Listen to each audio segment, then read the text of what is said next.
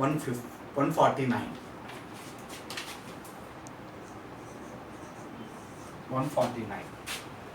ఒక ఆఫీస్లో మొత్తం ఉద్యోగులలో 5/8 మంది పురుషులు. 5/8 మంది పురుషులు, మిగిలిన వారు మహిళలు.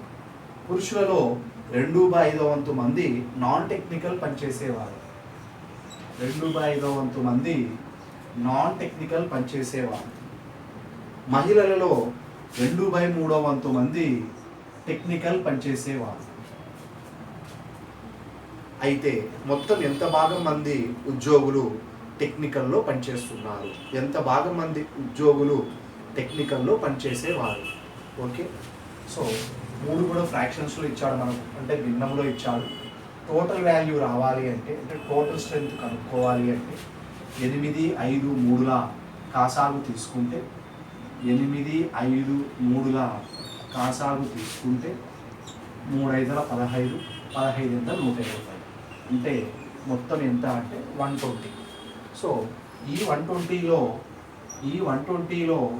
మనకు మొత్తం 8 భాగాలు, అంటే 8 భాగాలే 120 అవుతారు. 8 భాగాలు 120 అయినప్పుడు ఒక భాగం ఎంత అవుతుందంటే 15 అవుతుంది. ఒక భాగం 15 అయినప్పుడు అందులో పురుషులు ఎంతమంది ఉన్నారంటే 5 భాగాలు. సో పురుషులు 5 భాగాలు ఉన్నారు కాబట్టి 15 5ల 75. మొత్తం 8 భాగాలలో 5 భాగాలు పురుషులు పోతే మిగతా 3 భాగాలు స్త్రీలు ఉంటారు. 15 ముళ్ళ 45, వీళ్ళు స్త్రీలు.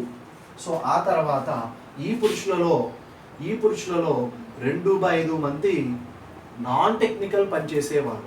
సో ఇక్కడ కూడా పురుషులు మొత్తం 75, ఇక్కడ మొత్తం భాగాలు 5. 5 భాగాలు 75 అయినప్పుడు ఒక భాగం 15 అవుతుంది. ఒక భాగం 15 అయినప్పుడు 2 భాగాలు నాన్ టెక్నికల్ అంటే 15 రెంట్ల 30, అంటే 30 మంది పురుషులు నాన్ టెక్నికల్. వీళ్ళంతా కూడా నాన్ టెక్నికల్ 30 మంది పురుషులు. ఈ 30 మంది పురుషులు నాన్ టెక్నికల్ పోతే 75లో 30 పోతే 45 మంది పురుషులు టెక్నికల్లో పనిచేస్తారు. సో టోటల్ 75లో 2 భాగాలు నాన్ టెక్నికల్ ఉంటే 3 భాగాలు టెక్నికల్ ఉంటారు. ఒక భాగం 15 కాబట్టి 15 రెంట్ల 30 నాన్ టెక్నికల్, 15 ముళ్ళ 45 టెక్నికల్. ఈ మహిళలలో మొత్తం 3 భాగాలు 45 అయితే ఒక భాగం 15 అవుతుంది. దాంట్లో 2 భాగాలు టెక్నికల్. 2 భాగాలు అన్నప్పుడు 15 రెంట్ల 30 టెక్నికల్. సో మిగతా ఒక భాగం నాన్ టెక్నికల్. 15 మంది నాన్ టెక్నికల్. మనకు అడిగే క్వశ్చన్ ఏమడుగుతున్నాడంటే ఎంత భాగం మంది ఉద్యోగులు టెక్నికల్గా పనిచేసేవారు? మనకు కావాల్సింది టెక్నికల్ వాళ్ళు కావాలి. అంటే పురుషులలో 45 మంది టెక్నికల్గా వర్క్ చేస్తున్నారు, మహిళలలో 30 మంది టెక్నికల్గా వర్క్ చేస్తున్నారు. మొత్తం 45 ఒక 30 75 మంది టోటల్గా టెక్నికల్లో వర్క్ చేస్తున్నారు. సో టోటల్ టెక్నికల్గా వర్క్ చేసే వాళ్ళు 45 + 30 75 మంది ఉన్నారు. కానీ మనకు ఎన్నో భాగము అని అడిగారు కాబట్టి భాగం కావాలి అంటే మొత్తం టెక్నికల్గా పనిచేసే వాళ్ళు 75 / టోటల్ స్ట్రెంత్ ఎంతమంది ఉన్నారంటే 120 ఉన్నారు. 15తో క్యాన్సిలేషన్ చేస్తే 15 5ల పోతుంది, 15 8ల పోతుంది. అంటే ఎన్నో భాగం ఉంటారంటే 5/8 భాగం మంది టెక్నికల్గా పనిచేసే వారు ఉంటారు. సో మనకు ఎన్నో ఆప్షన్లో ఆన్సర్ ఉందంటే 3rd ఆప్షన్లో ఆన్సర్ ఉంది. 149కు option number 3 is the right answer. అదే సిస్టంలో 158 చూడాలి.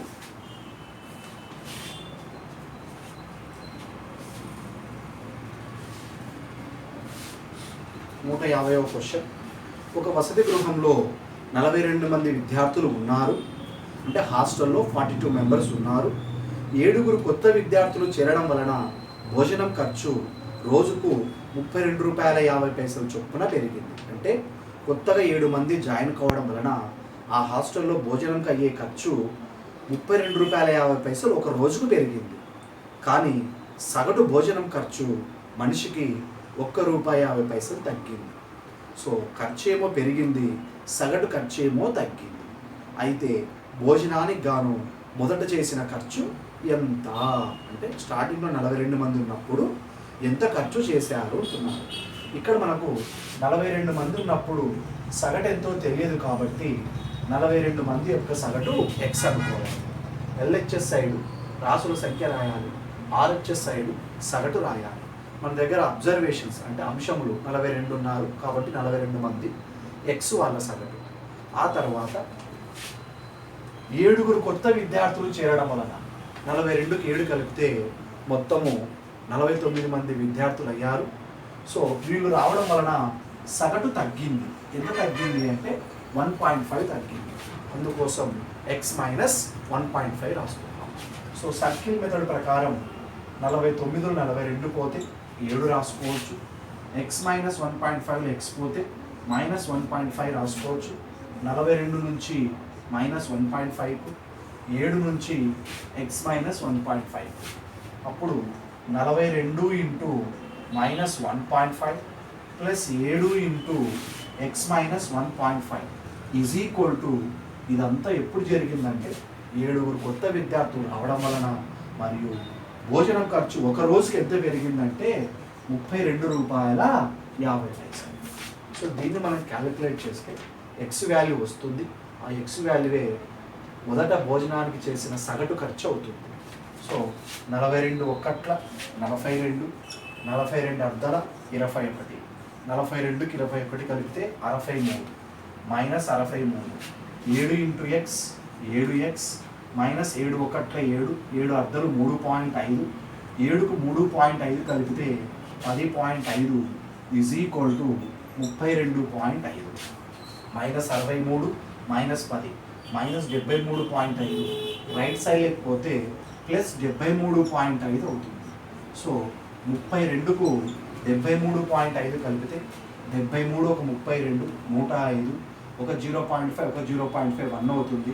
105కు 1 కలిపితే 106 అవుతుంది.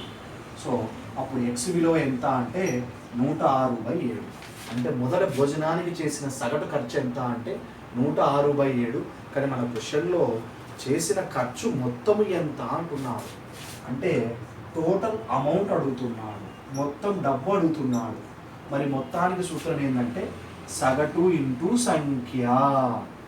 మొత్తానికి సూత్రం సగటు ఇంటూ సంఖ్య. సగటు అన్నప్పుడు 106/7. సంఖ్య మొదట ఎంతమంది ఉన్నారంటే 42 మంది ఉన్నారు.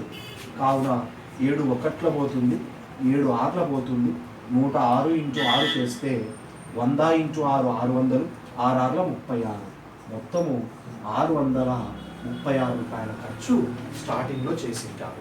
మరి 636 అనే ఆప్షన్ ఎక్కడుందంటే 1వ ఆప్షన్లో ఉంది. సో ఫైనల్గా మన క్వశ్చన్ నెంబర్ 150కు ఎన్నో ఆప్షన్ సరిపోతుందంటే 1వ ఆప్షన్ సరిపోతుంది. సో నెక్స్ట్ 151 క్వశ్చన్, 151వ క్వశ్చన్.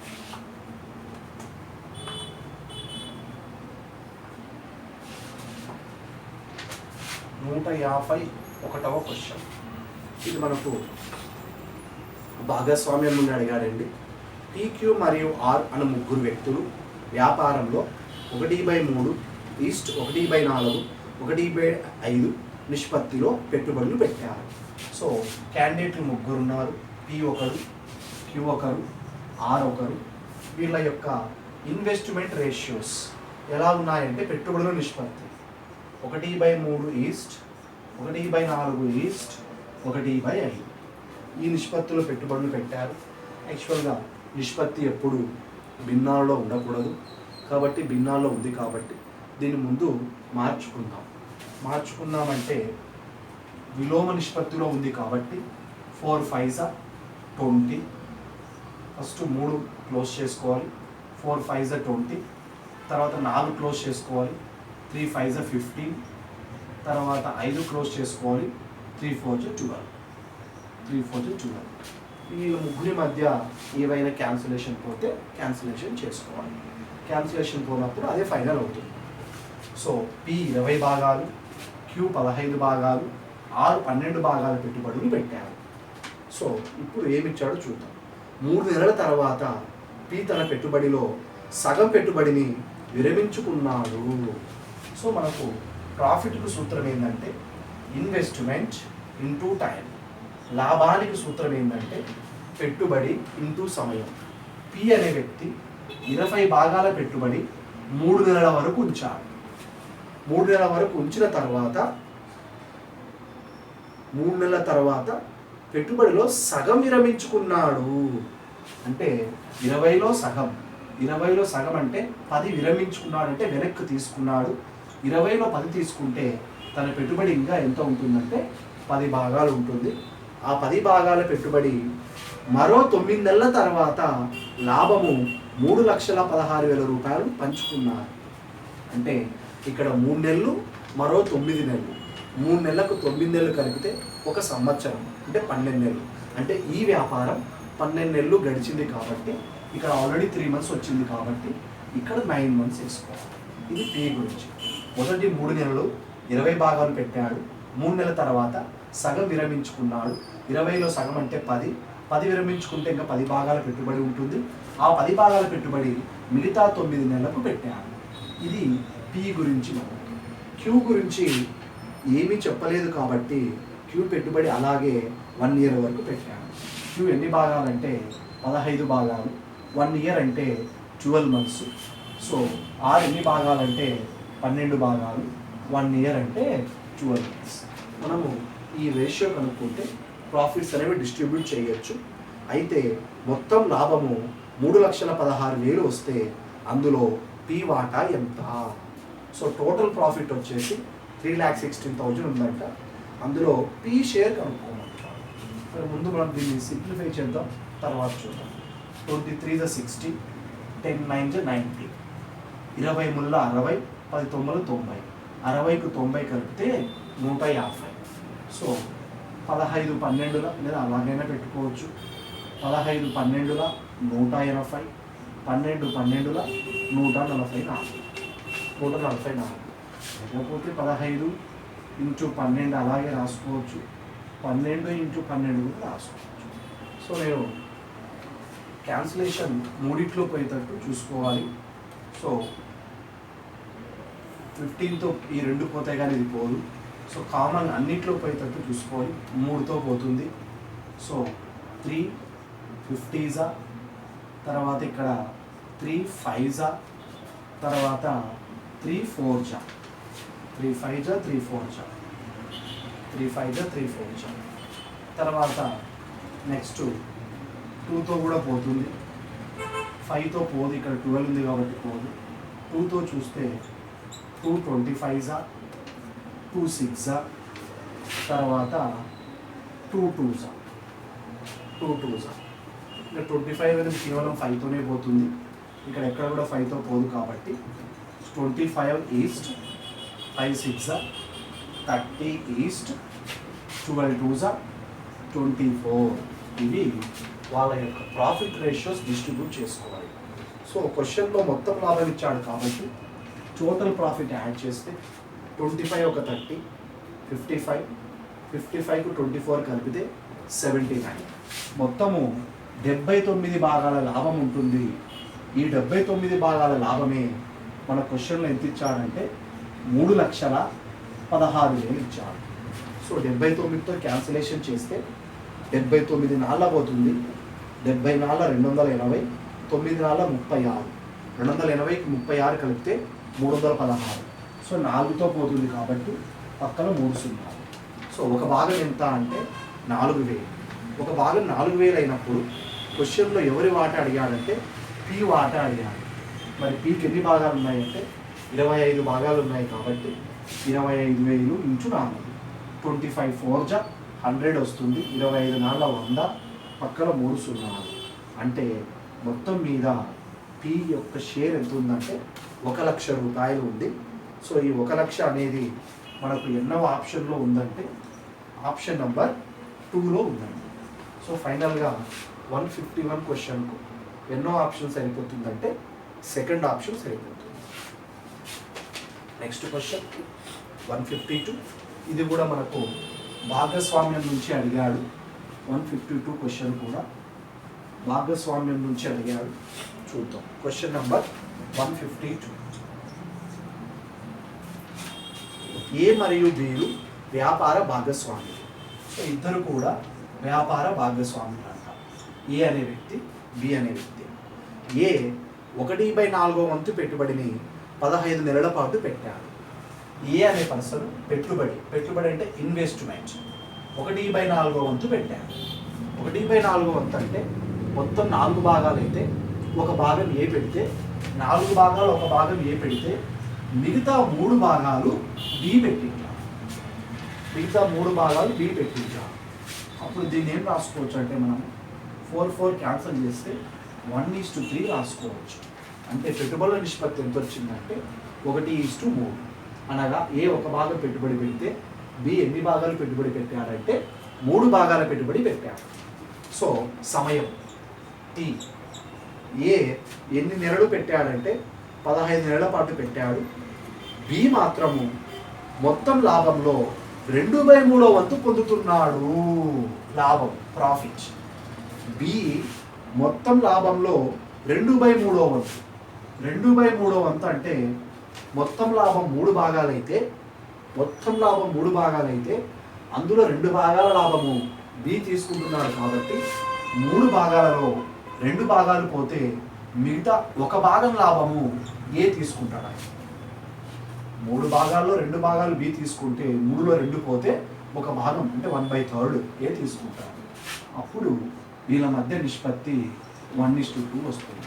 మన దగ్గర ఐ అంటే పెట్టుబడి, పి అంటే ప్రాఫిట్. ఐ ఉంది, పి ఉంది. ఇక్కడ లేని లెటర్ ఏంటంటే టీ లేదు. టీకు సూత్రం జనరల్గా మనకు తెలుసు. ప్రాఫిట్కు సూత్రం ఏంటంటే ఇన్వెస్ట్మెంట్ ఇంటూ టైం. ఇప్పుడు టీకు సూత్రం కావాలి కాబట్టి ప్రాఫిట్ బై ఇన్వెస్ట్మెంట్. ఐని కింద తీసుకపోతే సరిపోతుంది. సో సమయంకు సూత్రము లాభము బై పెట్టుబడి.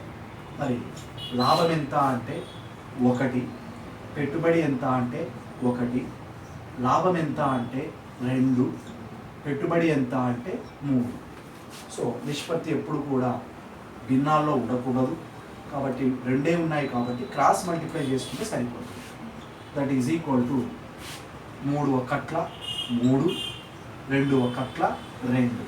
అంటే వాళ్ళ యొక్క సమయాల నిష్పత్తి ఎంత ఉందంటే 3:2 ఉంది. అంటే దీని అర్థం ఏంటంటే ఏ 3 భాగాలు పెట్టాడు, బి 2 భాగాలు పెట్టాడు. మరి ఏ ఎంతకాలం పెట్టాడంటే 15 నెలలు పెట్టాడు. అంటే 3 భాగాల పెట్టుబడి 15 నెలలు. 3 భాగాల పెట్టుబడి 15 నెలలు అయితే 1 భాగం ఎంత అవుతుందంటే 5 నెలలు అవుతుంది. 1 భాగం 5 నెలలు అన్నప్పుడు బి పెట్టుబడి 2/10. అంటే బి పెట్టుబడి ఎన్ని నెలలు అంటే 10 నెలలు. అతను అడిగిన క్వశ్చన్ కూడా బి యొక్క పెట్టుబడి ఎన్ని నెలల పాటు వ్యాపారంలో ఉంచాడు. అనగా బి పెట్టుబడి 10 నెలల పాటు వ్యాపారంలో ఉంచాడు. దేర్ఫోర్ మనకు 152కు ఎన్నో ఆప్షన్ సరిపోతుంది అంటే మనకి ఇచ్చినటువంటి ఆప్షన్లో 4th option is the right answer.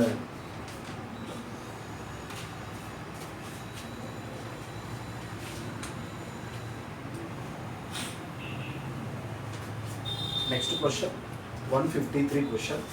మనకు ఏజెస్ అంటే వయస్సులు అనే చాప్టర్ నుంచి అడిగాడు. రామ్ యొక్క కొడుకు వయస్సు అతని భార్య వయస్సులో 1/3 వంతు. రాము యొక్క కొడుకు వయస్సు అతని భార్య వయస్సులో 1/3 వంతు. అంటే ఆల్రెడీ ఇక్కడికి 3 క్యారెక్టర్లు వచ్చారు. ఒకరు రాము, ఇంకొకరు వాళ్ళ వైఫ్, ఇంకొకరు వాళ్ళ సన్. 1/3 వంతు. అతని భార్య వయస్సు అతని వయస్సులో 4/5 వంతు. అతని వయస్సు అతని తండ్రి వయస్సులో 3/5 వంతు. అతని అంటే రామని అర్థం. రాము తండ్రి కూడా వచ్చాడు కాబట్టి 4th క్యారెక్టర్ కూడా ఎంటారు. సో ఫైనల్ ఇక్కడ మనకు మొత్తం ఈ క్వశ్చన్ మీద అతని తండ్రి వయస్సులో అతని తండ్రి వయస్సులో 3/5 వంతు. అతని తండ్రి వయస్సు 50 సంవత్సరములైతే అతని కొడుకు వయస్సు ఎంత. సో ఇక్కడ ఏంటంటే అండి, మొత్తం మీద 4 క్యారెక్టర్స్ ఉన్నారు. ఒకరు రాము, ఇంకొకరు రామ్ భార్య, ఇంకొకరు రాము యొక్క కొడుకు, ఇంకొకరు రాము యొక్క తండ్రి. ఇక్కడ రాము యొక్క తండ్రి వయస్సు 50 సంవత్సరాలు ఇచ్చాడు. అంటే ఫాదర్ ఏజ్ ఎంత ఇచ్చాడంటే 50 ఇయర్స్ ఇచ్చాడు. చివరి నుంచి వస్తే మనం ఫాదర్ ఏజ్ 50 ఇయర్స్ వస్తే ఇప్పుడు అతని వయస్సు, అతను అనగా రామ్ అనమాట, రామ్ వయస్సు అతని తండ్రి వయస్సులో 3/5వ వంతు. తండ్రి అంటే 50, ఇందులో 3/5వ వంతు, ఇందులో 3/5వ వంతు. మరి 5 ఒక్కట్ల, 5 ఒక్కట్ల, 5 పదుల, 10 ముళ్ళ 30. అంటే రాముకి ఎంత వయసు ఉంటుందంటే 30 సంవత్సరాలు ఉంటుంది. అతని భార్య వయస్సు, అతని వయస్సులో 4/5వ వంతు. అతని భార్య అంటే రాము గారి భార్య అండి. రాము వయస్సులో అంటే 30లో 4/5వ వంతు, 30లో 4/5వ వంతు. రాము వచ్చేసి వాళ్ళ నాన్నలో 3/5వ వంతు, 5 ఒక్కట్ల, 5 పదుల, 10 ముళ్ళ 30. ఇది రామ్ వయస్సు. ఆయన భార్య వయస్సు, ఆయన వయస్సులో 4/5వ వంతు. అప్పుడు 5 ఒక్కట్ల, 5 ఆర్ల, 6 నాళ్ళ 24 సంవత్సరాలు. రాము యొక్క కొడుకు వయస్సు అతని భార్య వయస్సులో 1/3వ వంతు. అంటే సన్ను వయస్సు, ఆయన భార్య అంటే ఈ సన్నుకు ఆమె మదర్ అవుతుంది, మదర్ వయస్సులో 1/3వ వంతు. అంటే 24లో 1/3, 3 1s 3 8s, 3 ఒకట్ల, 3 8. అంటే సన్నుకు ఏజ్ ఎంత ఉందంటే 8 ఇయర్స్ ఉంది. ఫాదర్కు 50, రాముకు 30, వైఫ్కు 24, వాళ్ళ కొడుకు 8 ఇయర్స్. మనకు అడిగిన క్వశ్చన్ ఏమిటంటే అతని కొడుకు వయస్సు ఎంత. సో అతని కొడుకు వయసు ఎన్ని సంవత్సరాలు అంటే 8 సంవత్సరాలు. మనకు ఎన్నవ ఆప్షన్లో ఆప్షన్ ఉంది అంటే సెకండ్ ఆప్షన్లో ఉంది. కాబట్టి 153వ question second option is the right answer. Next 154.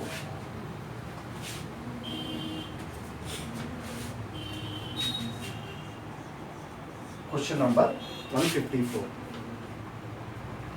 Diesel ధర 45 రూపాయల నుండి 50 రూపాయలు లీటర్కు పెరిగింది.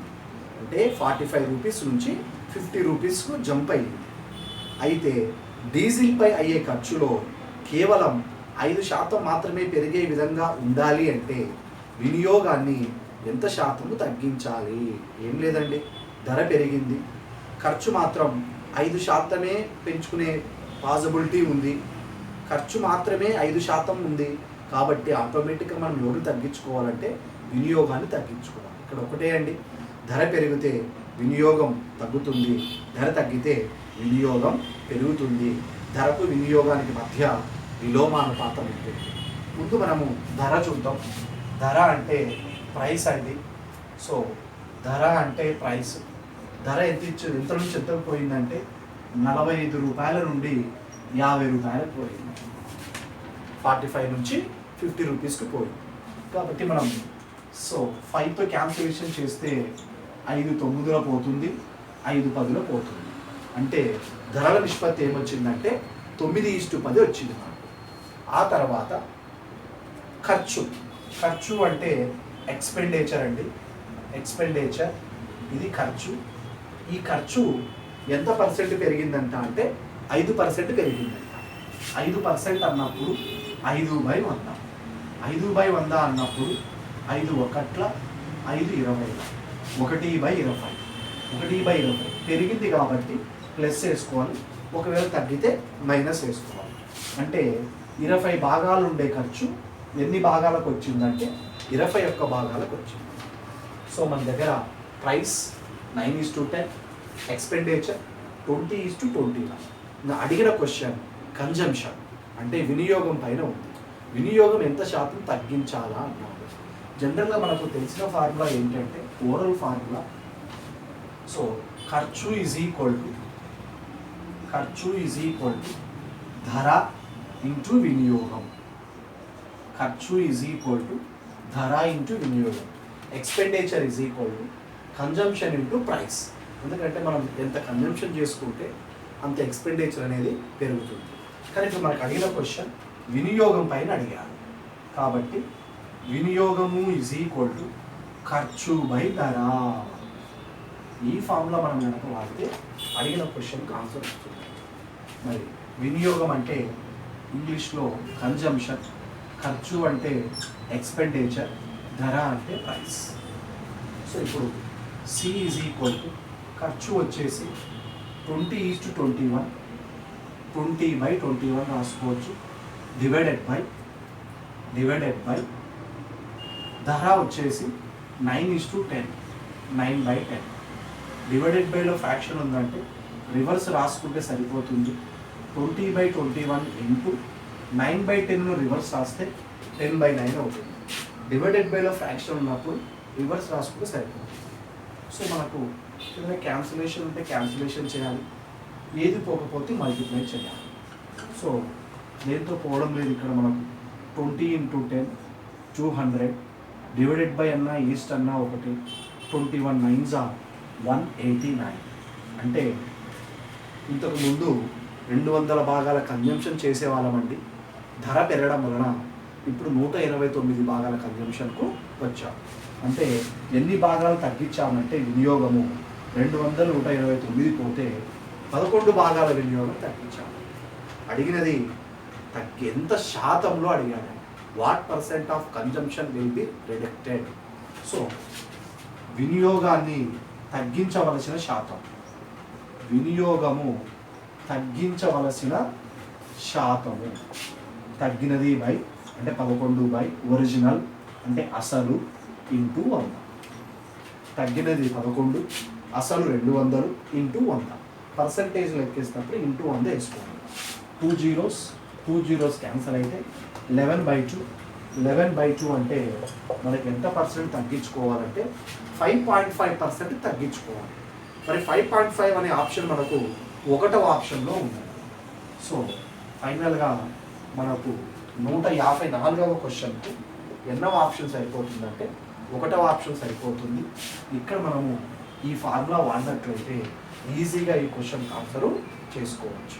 సో వినియోగానికి సూత్రం ఏంటంటే ఖర్చు బై ధర అనే ఫార్ములా వాడితే ఆటోమేటిక్గా దీని ఆన్సర్ మనకు వస్తుంది.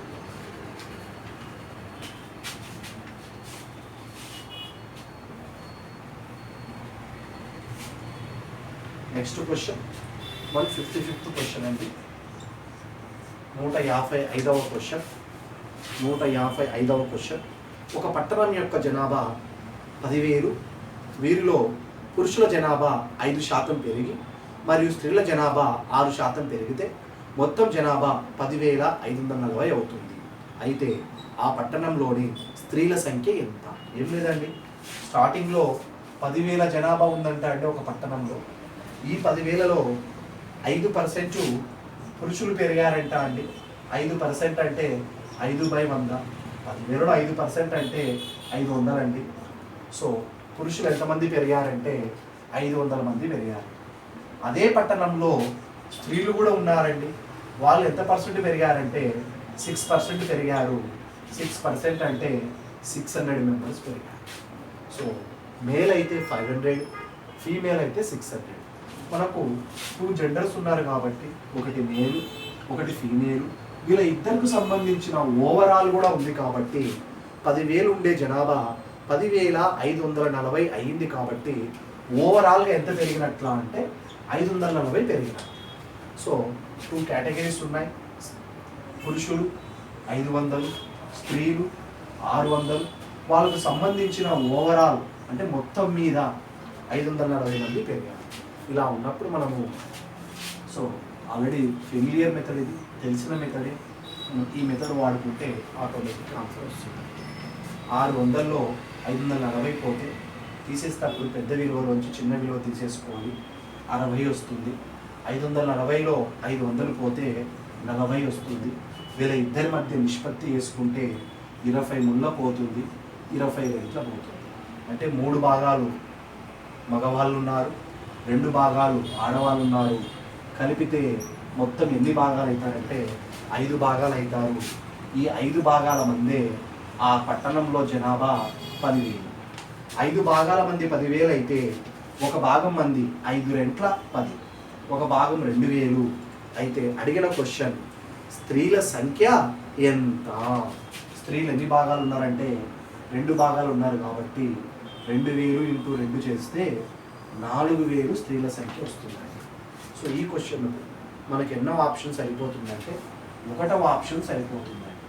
4,000 అనే ఆప్షన్ 1లో ఉంది కాబట్టి 155 option number 1 is the right answer. Next question.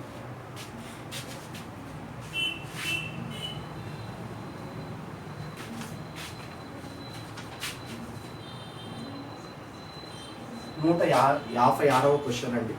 ఒక వ్యక్తి తన ఊరి జాతరలో ఒక గుర్రం మరియు ఒక ఒంటెను మొత్తము 51,250 రూపాయలకు కొనుగోలు చేశారు.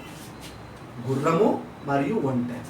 గుర్రం అంటే హార్స్ అండి, ఒంటె అంటే క్యామల్ అండి. ఈ రెండింటి యొక్క కాస్ట్ ప్రైస్ అంటే సిపి అండి, కొన్న వేల. రెండింటిని కలిపి ఎంత కొన్నాడు సార్ అంటే 51,250 రూపాయలకు కొన్నాడు. ఇందులో 2 ఉన్నాయి, ఒక్కొక్కటి 51,250 కాదు, 2 కలిపి 51,250 కొన్నాడు.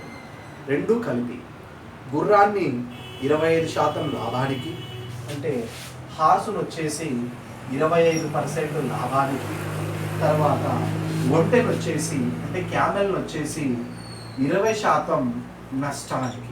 దీన్నేమో లాస్ అమ్మాడు, దీన్నేమో ప్రాఫిట్ అమ్మాడు. ఆ రెండింటిని ఒకే ధరకు అమ్మినా అంటే హార్స్ను అమ్మినప్పుడు ఎంత అమౌంట్ వచ్చిందో క్యామెల్ అమ్మినప్పుడు కూడా అంతే అమౌంట్ వచ్చింది. బట్ ఇదేమో లాభంతో అమ్మాడు, ఇదేమో నష్టంతో అమ్మాడు. అయినప్పటికీ రెండింటిని ఒకే ధరకు అమ్మాడు. ఒకే ధరకు అమ్మాడు కాబట్టి మనం ఏం రాసుకోవచ్చు అంటే SP1 is equal to SP2. SP1 is equal to SP2. ఇక్కడ కూడా ఏం రాసుకోవచ్చు అంటే CP1 ప్లస్ CP2 రెండు కలిపితే 51,250 రూపాయలకు అమ్మాడు. SP1 is equal to SP2 అయితే అడిగిన క్వశ్చన్ ఏదో ఒక్కసారి చూద్దాం. వాటిలో తక్కువ కొనుగోలు ధర ఉన్న జంతువు యొక్క ధర ఎంత అంటే what is the price of the cheapest cost Animal. తక్కువ ధర ఉండేది ఎంత కొన్నాడు అంటున్నాడు. సో మనము మరి 2 అమ్మకం ధరలు సమానంగా ఉన్నాయి కాబట్టి దీన్ని 25% లాభంతో అమ్మాడు కాబట్టి లాభం వచ్చింది కాబట్టి 100కు యాడ్ చేసుకుంటే 125తో దేన్ని అమ్మింటాడంటే హార్స్ను అమ్మింటాడండి. 125 భాగాలు లేదా 125%తో హార్స్ను అమ్మింటాడు. దీన్ని